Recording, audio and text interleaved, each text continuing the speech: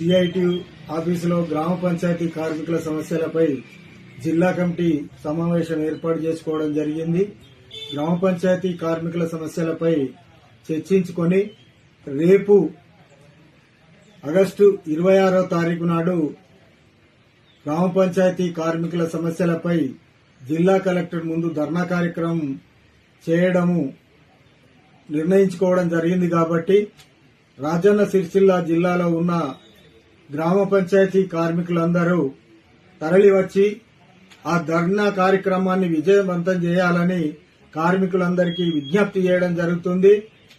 మన రాష్ట్ర కమిటీ పిలుపులో భాగంగా నిన్న మొన్న 3 రోజులు దీక్షలు ఉండే, ఆ దీక్షలు మనం చేయలేము కాబట్టి రేపు కలెక్టర్ ధర్నా నిర్ణయించడం జరిగింది. కాబట్టి మీరందరూ తప్పనిసరిగా రావాలని మీ అందరికీ విజ్ఞప్తి చేయడం జరుగుతుంది.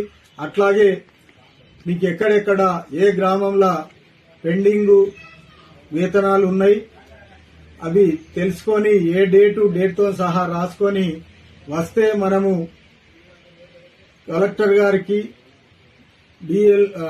డిపిఓ గారికి ఇవ్వడం అనేది జరుగుతుంది. కాబట్టి పెండింగ్ వేతనాల ఆ డేట్ తీసుకొని రావాలని కూడా మీ అందరికీ విజ్ఞప్తి చేయడం జరుగుతుంది.